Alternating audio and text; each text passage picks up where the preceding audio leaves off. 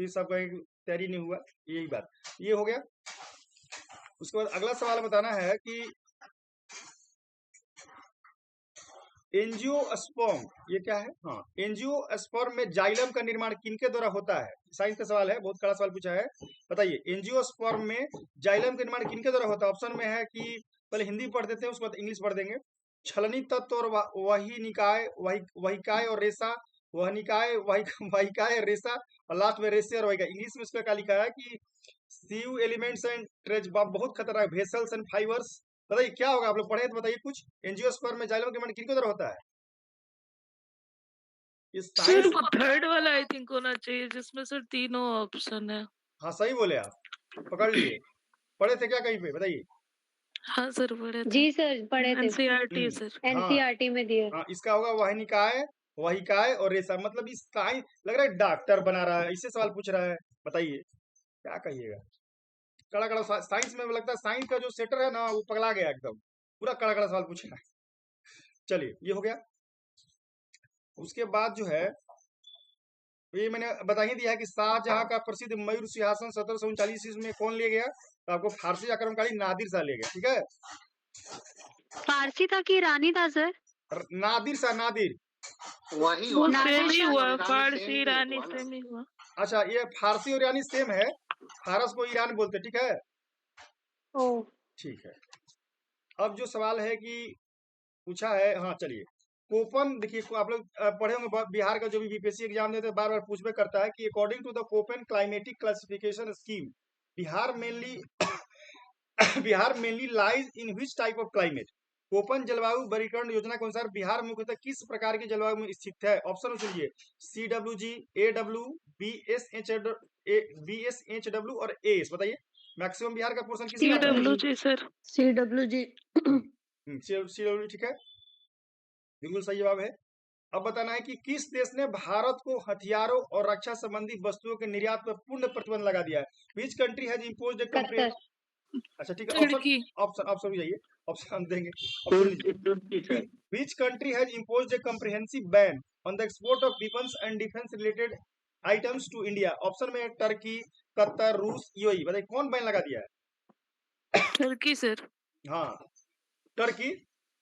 पाकिस्तान से उस टाइम से हो रहा था, उस टाइम हाँ, तो इसको ऐसे याद है, अगर सवाल अगर रिपीट हो जाए, मान लीजिए दिसंबर उम्बर में एग्जाम हो, तो वैसे टर्की ठरकी हो गया, समझिए।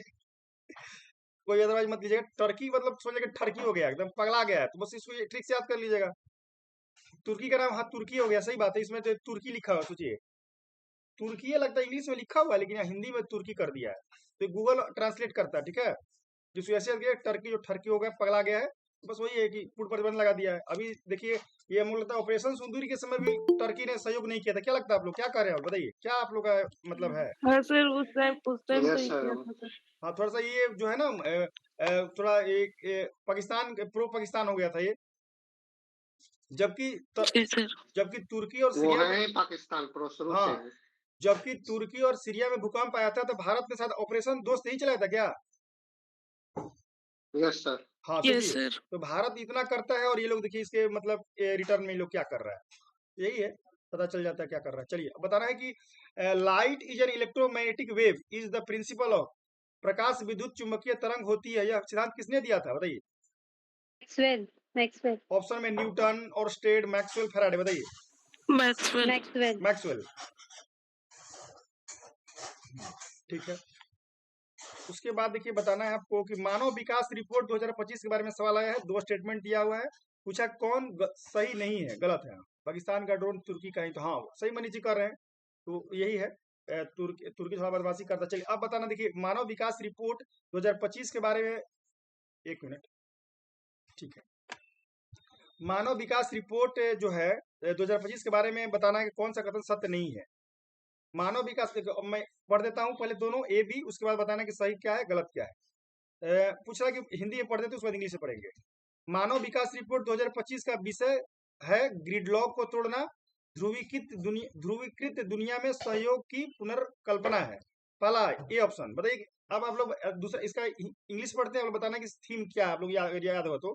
Theme of the human development report 2025 is breaking the gridlock, reimagining और cooperation in a polarised world. क्या बताइए थीम सही है गलत है? बताइए। नहीं सर, गलत लग रहा है। अच्छा, थीम सही क्या है बताइए, याद आ रहा है? नहीं सर, याद तो नहीं आ रहा है। अच्छा ठीक है, तो किसका थीम है आपको अगर याद है तो बताइए, किसका थीम है बताइए, ब्रिक्स का है, एससीओ का है, किसका है ये? एक बार फिर से बोलिएगा सर। इसका है द थीम ऑफ, उसका थीम क्या है, ब्रेकिंग द ग्रिड लॉक। बस इसी से पकड़िए, इसी से आपको अंदाजा आएगा अगर आपको याद होगा तो। एससीओ का ही है शायद सर।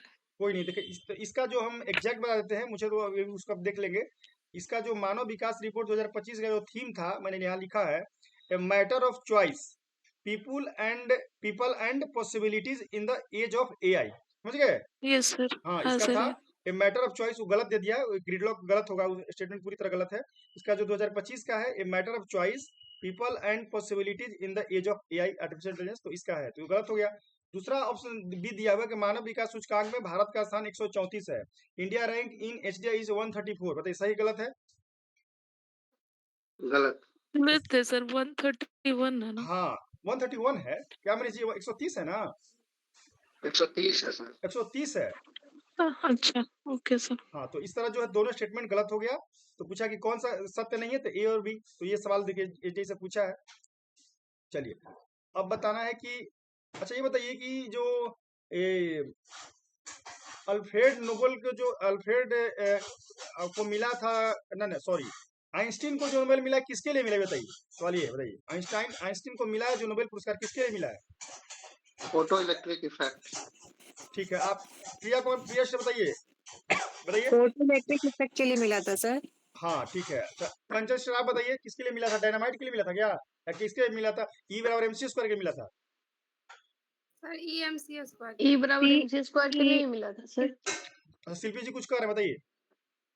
ई बराबर एमसी स्क्वायर के लिए ही मिला था सर। नहीं, यही तो कंफ्यूजन है, ये सवाल बार बार पीछे से पूछता है, बिहार में पूछता है। ई बराबर एमसी यस स्क्वायर, सर। हाँ, ई बराबर ये एमसी एनसीईआरटी क्या है?